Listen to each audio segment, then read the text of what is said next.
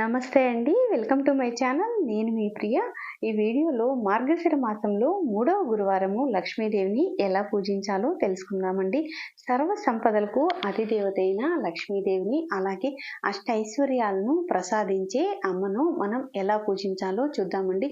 మనం శ్రావణ మాసంలో లక్ష్మీదేవిని విశేషంగా శ్రావణ శుక్రవారాల రోజున విశేషంగా పూజిస్తాం కదండి. అలాగే మార్గశిర మాసంలో కూడా మనం శ్రావణ మాసంలో ఏ విధంగా అమ్మవారిని పూజిస్తామో అదే విధంగా మార్గశిర మాసంలో వచ్చే గురువారాల రోజున అమ్మవారిని ఐశ్వర్యానికి 5 గురువారాల వ్రతం అని ఆచరిస్తాము. ఒకవేళ ఎవరైనా సరే 5 గురువారాలు ఎవరైనా చేయలేమండి, మాకు కుదరదు అనుకున్న వాళ్ళు కనీసం ఒక్క వారమైనా చేసుకోవచ్చండి.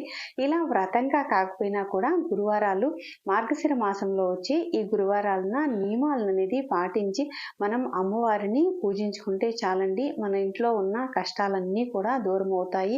మనకి అష్టైశ్వర్యాలని ప్రసాదిస్తుంది అమ్మవారు. ఎవరైనా సరే ఆర్థికంగా చాలా ఇబ్బందులు పడుతున్నా, అలాగే రుణబాధలు ఎక్కువగా ఉన్నవాళ్ళు ఎవరైనా సరే ఈ మార్గశిర మాసంలో వచ్చే గురువారాల రోజున అమ్మవారికి క్షీర దీపం వెలిగిస్తే మంచిదండి. ఆ క్షీర దీపం ఎలా వెలిగించాలనేది మన ఛానల్లో వీడియో ఉంది, ఒకసారి విజిట్ చేయండి. అలాగే అమ్మవారికి ఎంతో ఇష్టమైన తమలపాకులతోటి హారతి ఇచ్చినా కూడా మంచిదండి. ఈ మార్గశిర మాసంలో ఇప్పటి వరకు మేము ఎటువంటి పూజలు చేయడానికి కుదరలేదండి అనుకున్న వాళ్ళు మార్గశిర మాసంలో ఇంకా 2 గురువారాలు ఉన్నాయండి. అలా వ్రతంగా చేసే వాళ్ళైతే 5వ గురువారంగా మనం పుష్యమాసంలో వచ్చే మొదటి వారం చేసుకుంటాము. ఒకవేళ ఇంతవరకు చేయని వాళ్ళు ఎవరైనా సరే ఈ 2 గురువారాలను మాత్రం 3వ గురువారము 4వ గురువారం మాత్రం అస్సలు వదిలిపెట్టొద్దండి. అమ్మవారికి ఇష్టమైన వాటితోటి పూజించి ఇష్టమైన ఈ దీపాలు వెలిగిస్తే చాలా మంచిదండి. ఎవరైనా సరే నేను చెప్తున్నాను కదండి, ఆర్థికంగా ధనం లేక ఇబ్బంది పడుతున్న వాళ్ళు ఎవరైనా సరే ఈ మార్గశిర మాసంలో గురువారాల రోజున లక్ష్మీదేవిని ఆరాధిస్తే మీకున్న ఆర్థికపరమైన ఇబ్బందులన్నీ తొలగుతాయండి.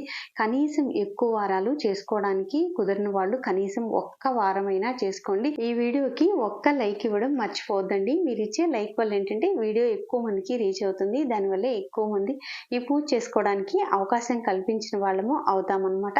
ఇక్కడ మనం వ్రతంగా చేసుకునే వాళ్ళు ఎవరైనా సరే కొలత పాత్ర అనేది అమ్మవారి దగ్గర పెట్టుకోవాలండి.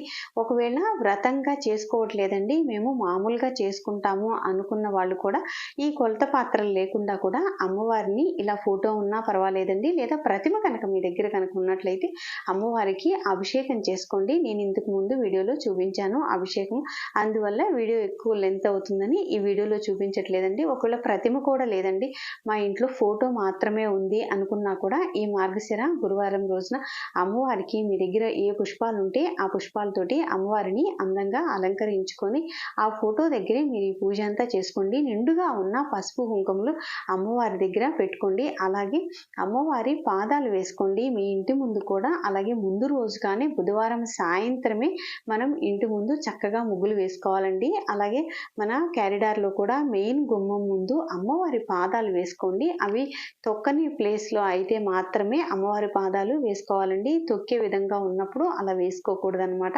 ఒకవేళ అక్కడ కుదరదండి, మెయిన్ డోర్ దగ్గర మాకు తొక్కే అవకాశం ఉంది, అలా కుదరదు అనుకున్న వాళ్ళు మీరు పూజా మందిరంలో అమ్మవారిని పూజిస్తాం కదండి, మేము వ్రతంగా కాకుండా మామూలుగా పూజిస్తాము అనుకున్న వాళ్ళు కూడా మీరు ఏదైనా సరే ఒక తమలపాకు మీదైనా లేదా మీ ఇంట్లో అమ్మవారి పాదాలు కనుకుంటే ఆ పాదాలు పెట్టుకోండి.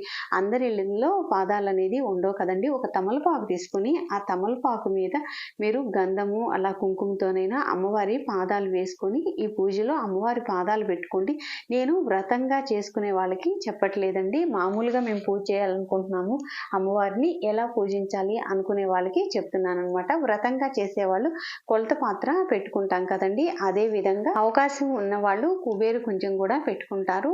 ఈ పూజలో మార్గశిర మాసంలో గురువారం రోజున మాత్రం వ్రతంగా చేసేవాళ్ళు ఎవరైనా సరే ఒక్కరోజు చేసుకున్నా కూడా ఈ కొలత పాత్ర ఎలా పెట్టుకోవాలి ఏంటి అనేది నేను మొదటి వారం పూజలో ఉందండి, అందువల్ల నేను ఈ వీడియోలో చూపించట్లేదు. మన పూజా మందిరంలోనే విఘ్నేశ్వరుడు ఉంటారు కదండి, విఘ్నేశ్వరుని మొదటగా పూజించాలన్నమాట. షోడశోపచార పూజ చేసుకున్న తర్వాత ఒకవేళ మీకు ఏమైనా నామాలు వస్తే అవి చదువుకోండి. ఒకవేళ ఏమీ రావు అనుకున్న వాళ్ళు ఓం గం గణపతయే నమః అని 21 సార్లు స్వామివారికి ఆ నామం చదువుకుంటూ స్వామివారి దగ్గర కొంచెం పసుపు కుంకుమ గంధము అక్షంతులు ఇవన్నీ కూడా ఉంచేసి స్వామివారికి ఒక బెల్లం ముక్క నైవేద్యంగా సమర్పించండి. ఏదైనా పళ్ళు ఉన్నా కూడా, ఫ్రూట్స్ ఉన్నా కూడా, ఫ్రూట్స్ అయినా కూడా నైవేద్యంగా సమర్పించవచ్చండి. అవేమీ లేవు అనుకున్నప్పుడు బెల్లం ముక్కైనా నైవేద్యంగా సమర్పించి విఘ్నేశ్వరునికి హారతి ఇచ్చిన తర్వాత అప్పుడు అమ్మవారిని పూజించాలన్నమాట. ఒకవేళ మేము సపరేట్గా పీఠం ఏర్పాటు చేసుకుంటాము అనుకున్న వాళ్ళు సపరేట్గా పీఠం ఏర్పాటు చేసుకుని మనం గురువారం చేసుకుంటున్నప్పుడు అండి, శుక్రవారం పీఠం కదిలించడానికి ఉండదన్నమాట. గురువారం కూడా కదిలించకూడదు, శుక్రవారం కదిలించకూడదు. గురువారం పూజ చేసుకొని అలాగే శుక్రవారం కూడా పూజ చేసుకొని శనివారం కూడా పూజ చేసుకున్న తర్వాత అప్పుడు మాత్రమే పీఠం కదిలించాల్సి ఉంటుందన్నమాట. అందువల్ల ఏంటంటే మీరు సపరేట్గా పీఠం ఏర్పాటు చేసుకొనైనా చేసుకోవచ్చు, లేదా పూజా మందిరంలో కూడా ఈ విధంగా పూజ చేసుకోవచ్చు అనమాట. సపరేట్గా పీఠం ఏర్పాటు చేసుకున్న వాళ్ళు పసుపుతోటి విఘ్నేశ్వరుని చేసుకొని ఈ విధంగా పూజించవచ్చు అనమాట. ఇక్కడ లక్ష్మీదేవికి అమ్మవారికి అన్ని ఇష్టమైన వాటితోటి మనం పూజించాలండి. మనకి ఏవైతే సమృద్ధిగా ఉండాలని మనం కోరుకుంటామో అవన్నీ అమ్మవారి దగ్గర ఉంచుకోవాలన్నమాట. మనము ధనానికి ధాన్యానికి లోటు లేకుండా చూడమని అమ్మవారిని వేడుకుంటాం కదండి. అదే విధంగా అందువల్ల నిండుగా ఉన్నవి ఒకవేళ ఏదైనా బౌల్స్ ఉంటే ఆ బౌల్స్లో పెట్టుకోండి. నిండుగా ఒక బౌల్ నిండుగా ధనము, ఒక బౌల్ నిండుగా ధాన్యము, ఈ రెండు ఇలా పెట్టుకోవడం వల్ల ఏంటంటే మనకి వాటికి లోటు లేకుండా చేస్తుంది అనమాట. ఇంకా అమ్మవారికి అష్టోత్తరంతో పూజ చేయండి. ఈ అష్టోత్తరంతో పూజ చేసేటప్పుడు ఏవైనా సరే తామర గింజలు కానీ లేదా లక్ష్మీ గవ్వలు ఇలా ఏ ఉన్నా కూడా వాటితోటి పూజ చేసుకోండి. ఒకవేళ అన్ని వారాలు చేసేవాళ్ళు ఎవరైనా కూడా మీ దగ్గర ఏ వస్తువులు ఉంటే మంగళకరమైన చిట్టి గాజులు ఉన్న చిట్టి గాజులతో పూజ చేసుకోవచ్చు, లేదా తామర గింజలతో చేసుకోవచ్చు, లేదా లక్ష్మీ గవ్వలతో చేసుకోవచ్చు. ఇలా మీ దగ్గర ఏ వస్తువులు అయితే మంగళకరమైన వస్తువులు ఉంటాయో వాటన్నిటితోటి ఈ విధంగా పూజ చేసుకోవచ్చు అండి. నేను ఇక్కడ ఈ వారము గాజులతోటి అమ్మవారికి చూపిస్తున్నాను అనమాట. అష్టోత్తరం చేస్తున్నాను. అలాగే ఈ గాజులు సమర్పించేటప్పుడు కూడా అమ్మవారికి ఎరుపు రంగు అలాగే ఆకుపచ్చ రంగు ఈ గాజులు సమర్పిస్తే చాలా మంచిదండి. ఇంకా పసుపు రంగు కూడా మంచిదేనమాట. నేను ఇక్కడ ఎరుపు ఆకుపచ్చ ఈ రెండు కలిసిన గాజులు అనేది అమ్మవారికి అష్టోత్తరం చదువుకుంటూ సమర్పిస్తున్నాను అనమాట. మనం ఒక్కొక్క వారము ఒక్కో విధంగా అమ్మవారిని ఇష్టమైన వాటితోటి ఇలా పూజిస్తే ఏంటంటే అమ్మవారి కరుణ మన మీద ఉండి మన ఇంట్లో స్థిరంగా ఉంటుందండి లక్ష్మీదేవి. మనం ఎన్ని పనులు చేసినా కూడా లక్ష్మీదేవి అనుగ్రహం కోసమే కదండి మనం ఎన్ని పూజలు చేసినా కూడా. అందువల్ల అమ్మవారికి ఇష్టమైనవన్నీ కూడా మనం ఈ విధంగా పూజించాలి. ఇలా అమ్మవారిని పూజించేటప్పుడు పక్కన ఏనుగుల్ని పెట్టుకోవడం మర్చిపోవద్దండి. ఇవాళ ప్రతి ఇంట్లో కూడా ప్రతి ఒక్కరి దగ్గర కూడా ఏనుగులు ఉంటాయి కదండి. అమ్మవారి ఫోటో దగ్గరైనా మా ఇంట్లో ఫోటో ఉందండి అనుకున్న ఆ ఫోటో పక్కన కూడా ఇలా ఏనుగులు పెట్టుకోండి. అలాగే ఆవు దూడ ఇలా చిన్న బొమ్మలు ఉంటాయి కదండి, విగ్రహాలు ప్రతిమలు లాంటివి ఏవైనా సరే అవి కంపల్సరిగా పెట్టుకోండి. అవి ఎక్కడ మన పూజా మందిరంలో తప్పకుండా లక్ష్మీదేవి పూజ చేసేటప్పుడు ముఖ్యంగా ఆవు దూడ బొమ్మ ఉంటే అలా పెట్టుకోండి. అలాగే కామాక్షి దీపం కూడా వెలిగించుకుంటే చాలా మంచిదండి ఈ పూజలో. ఇంకా అమ్మవారి పాదాలు అనేది చాలా ఇంపార్టెంట్ అండి ఈ పూజలో. ఈ వ్రతం కథ వింటే తెలుస్తుంది అనమాట. ఇంకా 3వ వారము నైవేద్యంగా అమ్మవారికి అప్పాలు పొంగలి నైవేద్యంగా సమర్పిస్తామండి. ఇలా వ్రతంగా చేసుకునే వాళ్ళు 5 వారాలు చేసుకునే వాళ్ళు ఆయా వారాల్లో అమ్మవారికి ఇష్టమైన ఈ మొదటి వారము 2వ వారము అని ఈ నైవేద్యాలు ఉంటాయండి. ఈ నైవేద్యాలు సమర్పించండి. ఒకవేళ వ్రతంగా కాకుండా మామూలుగా చేసుకుంటామండి ఒక వారము అనుకున్నప్పుడు ఇలా అమ్మవారిని అష్టోత్తరం చదువుకుంటూ ఇలా చిట్టి గాజులు కానీ నేను చెప్పిన విధంగా మీకు ఏ విధంగా అవకాశం ఉంటే ఆ విధంగా పూజ చేసుకుని అమ్మవారికి పాయసము నైవేద్యంగా సమర్పించండి. మీరు ఒక్క వారమే చేసుకుంటున్నాము అనుకున్న వాళ్ళు ఈ విధంగా సమర్పించండి. ఇక్కడ అమ్మవారికి ఈ ఉసిరికాయలు అంటే కూడా చాలా ఇష్టం అండి. అందువల్ల ఒక వారము మనకి ఇప్పుడు ఉసిరికాయలు చక్కగా దొరుకుతున్నాయి కదండి. అందువల్ల ఈ ఉసిరికాయలు కూడా అమ్మవారికి ఈ విధంగా నైవేద్యంగా సమర్పించండి. అలాగే పిండి దీపాలు చేసుకొని ఆ పిండి దీపాల మీద ఉసిరి దీపాలు కూడా వెలిగించుకుంటే లక్ష్మీదేవికి చాలా మంచిదండి. మనం జనరల్గా కార్తీక మాసంలో మనం ఈ ఉసిరి దీపాలు ఎక్కువగా వెలిగిస్తూ ఉంటాం కదండి. కాకపోతే లక్ష్మీదేవికి కూడా ఉసిరి దీపాలంటే అమ్మవారికి చాలా ఇష్టం అండి. నేను కార్తీక మాసంలో కూడా అమ్మవారికి ఒక్క రోజైనా కూడా ఈ విధంగా పూజ చేసుకోండి అని నేను ఒక వీడియో కూడా పోస్ట్ చేశానండి. లక్ష్మీదేవికి ఎలా విశేషంగా మనం ఎలా పూజించాలి అనేది కూడా ఆ వీడియోలో ఉందన్నమాట. ఒకవేళ అది చూడకపోయినా కూడా అమ్మవారికి కనీసం ఇలా మీరు ఒక్క రోజు పూజ చేసుకున్న వాళ్ళైనా కూడా మనకి ఈ విధంగా పిండి ప్రమిదలు ఇలా చేసుకొని ఆ పిండి ప్రమిదల మీద ఈ విధంగా ఉసిరికాయలు పెట్టేసి ఈ ఉసిరికాయల మీద కుంది ఒత్తులు పెట్టి అమ్మవారికి ఈ విధంగా చూపించండి, చాలా మంచిదండి. అమ్మవారు చాలా సంతోషంగా ఫీల్ అయ్యి మన ఇంట్లో స్థిరంగా ఉంటారనమాట. మనకున్న సమస్యలన్నీ కూడా తీరుతాయండి. ఈ విధంగా అమ్మవారికి ఈ మార్గశిర మాసంలో వచ్చే గురువారాల రోజున ఒక్క రోజైనా కూడా ఈ విధంగా దీపాలు వెలిగించండి. అలాగే తమలపాకులతోటి హారతి ఇవ్వండి, లేదా అమ్మవారికి క్షీరదీపం అంటే చాలా ఇష్టం అండి. సాయంకాలం సమయంలో ఈ క్షీరదీపం ఇవ్వాలి.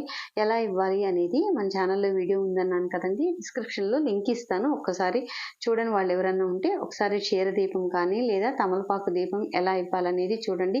ఇంకా మనం అమ్మవారిని పూజించుకునేటప్పుడు అమ్మవారి అష్టోత్తరమే కాక స్వామివారి అష్టోత్తరం కూడా చదువుకోవాలండి. మనం స్వామివారితో కలిపి అమ్మవారిని పూజించాలి ఎప్పుడు పూజించినా కూడా. అలాగే అమ్మవారికి, లక్ష్మీదేవికి, విష్ణుమూర్తికి ఎంతో ఇష్టమైన పచ్చకర్పూరంతో హారతి ఇస్తే చాలా మంచిదండి. ఇద్దరికి కూడా, అమ్మవారికి, స్వామివారికి ఇద్దరికి కూడా ఈ విధంగా పచ్చకర్పూరంతో హారతి ఇవ్వండి. అలాగే ఈ మార్గశిర మాసంలో విశేషంగా మనం ఏ పూజ చేసినా, ఏ చిన్న పని చేసినా కూడా, ఒక్క దీపం వెలిగించినా కూడా అమ్మవారి ముందు చాలా మంచిదండి. ఒకవేళ ఇప్పటి వరకు ఎవరైనా సరే ఈ పూజ చేసుకోలేకపోయాము అనుకున్న వాళ్ళు ఈ నియమాలు అనేవి ఉంటాయండి.